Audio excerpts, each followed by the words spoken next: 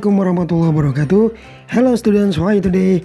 I hope you are all fine. Kembali lagi kita bertemu di channel ini, channel yang membahas materi pembelajaran bahasa Inggris, matematika, dan IPA. Kali ini kita akan mempelajari materi genre text, yaitu analytical exposition, teks eksposisi analitis. Sebelum itu, bagi kalian yang baru bergabung, jangan lupa untuk subscribe channelnya dan share videonya ya, agar kita bisa belajar bersama dari mana aja.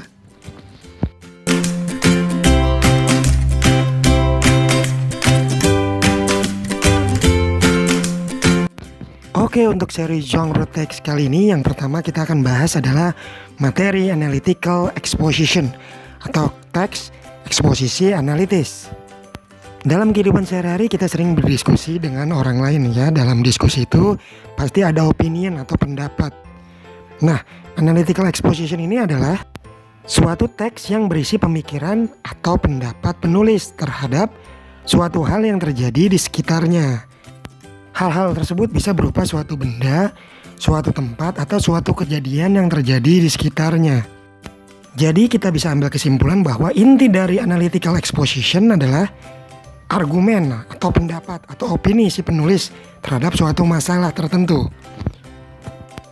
Nah, sekarang apakah purpose of the text atau tujuan si penulis menulis teks tersebut? To persuade the listeners or readers that something is in the case. Untuk meyakinkan para pembaca bahwa ada hal penting yang seharusnya diperhatikan. Ada suatu masalah yang seharusnya diperhatikan oleh si pembaca. Nah, sekarang di manakah kita biasanya menemukan teks seperti ini? Teks-teks seperti ini bisa ditemukan di jurnal ilmiah, buku-buku ilmiah, atau artikel koran.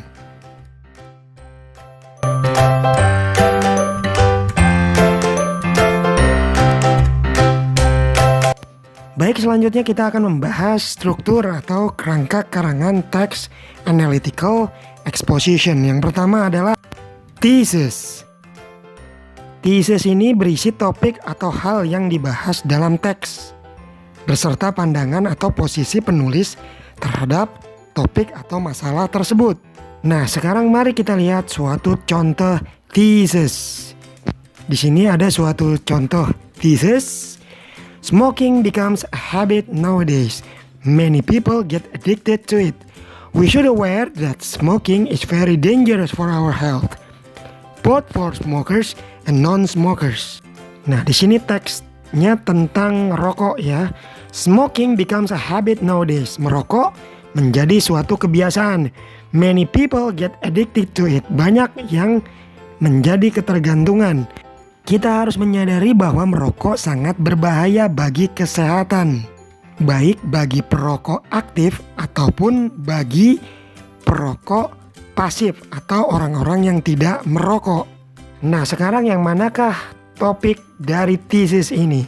Smoking adalah masalah yang dibahas dalam thesis ini.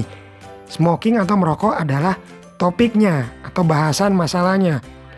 Sedangkan posisi penulis dalam topik ini adalah dia menyatakan bahwa smoking is very dangerous. Jadi dia menyatakan atau berpendapat bahwa merokok adalah berbahaya. Jadi dalam tesisnya ini dia berusaha memaparkan bahayanya rokok bagi kesehatan manusia.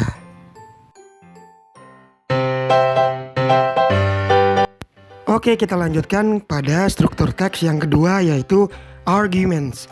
Di dalam bagian arguments ini biasanya penulis mengungkapkan argumen atau bukti atau alasan-alasan yang mendukung pendapat si penulis dalam bagian tesisnya. Argumen-argumen ini tidak boleh bertentangan dengan thesis, tetapi harus menguatkan atau mensupport pendapat penulis yang diungkapkan di dalam thesis.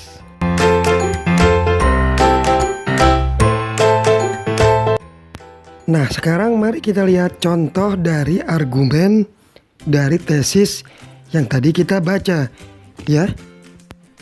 Ya, misalnya di sini contohnya adalah first, smokers inhale carcinogenic compounds. Second, smokers inhale toxic materials. Jadi ada dua argumen yang disampaikan oleh si penulis. Nah, kedua argumen ini yaitu perokok menghisap zat-zat kanker, yang kedua perokok menghisap zat beracun, mendukung atau mensupport thesis, yaitu merokok adalah berbahaya. Jadi di dalam argumen itu berisi alasan-alasan atau bukti yang mendukung tesisnya si penulis. Nah, biasanya argumen-argumen ini dikembangkan atau diperluas kembali oleh si penulis. Contohnya di sini penulis bisa saja mengembangkan argumennya dengan cara menyebutkan bahan-bahan penyebab kanker ataupun racun di dalam rokok yang membahayakan bagi kesehatan. Misalnya asetaldehid atau akrilonitril atau nikotin. Dia bisa menyebutkan bahan-bahan ini untuk mengembangkan argumen-argumen yang disampaikan.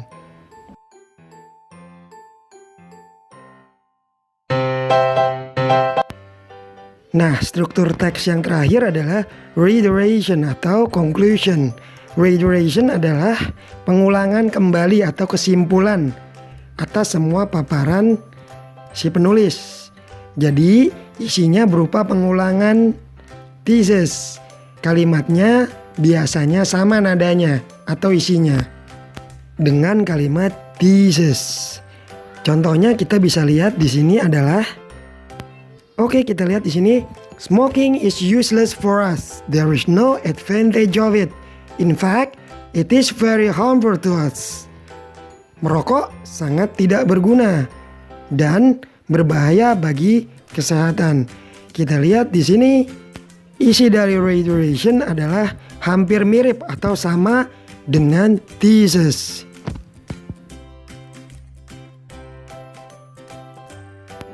Nah, mari kita bandingkan antara reiteration dengan thesis. Dalam reiteration kita lihat ada kata harmful atau berbahaya. Di thesis juga ada kata dangerous yang artinya kurang lebih sama. Jadi, reiteration dan thesis nadanya sama.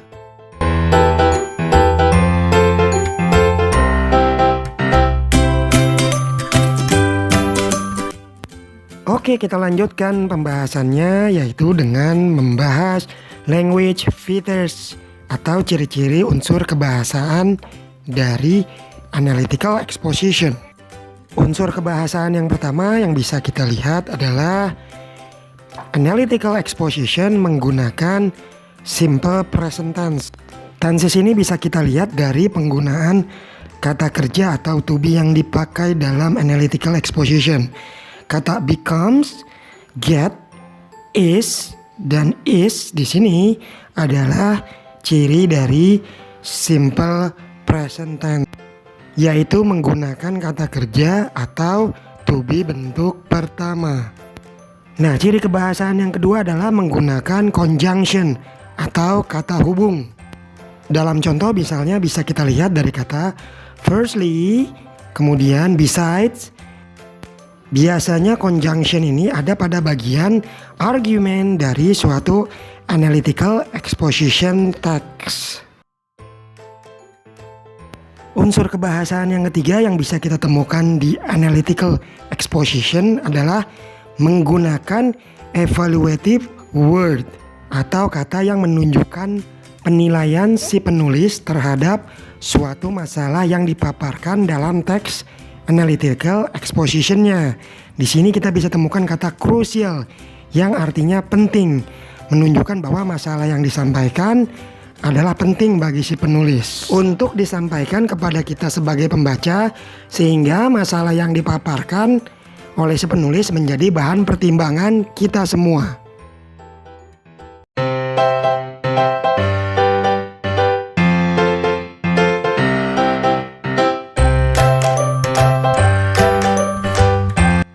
Tadi kita sudah mempelajari bagian-bagian analytical exposition.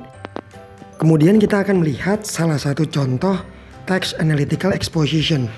Kalian bisa lihat di sini paragraf pertama adalah thesis, sedangkan paragraf berikutnya adalah series of arguments. Jadi beberapa argumen. Yang terakhir adalah yang ketiga ada conclusion atau reiteration. Jadi inilah bagian-bagian dari text analytical exposition. Kalian bisa membacanya dan bisa menganalisis mengapa disebut thesis, argumen, atau reiteration dari ciri-ciri yang diberikan. Nah, sekarang kita lihat exercise atau latihannya ya. Dari teks yang berjudul Car should be banned from the city, kalian mention the topic, sebutkan topiknya. Dan yang kedua, kalian mention the arguments. Kalian sebutkan apa argumen-argumen si penulis dalam teks tersebut. Oke, kita sudah sampai di akhir pembelajaran. Jangan lupa untuk selalu mengulang kembali pembelajarannya di rumah. Tunggu update video selanjutnya. Wassalamualaikum warahmatullahi wabarakatuh.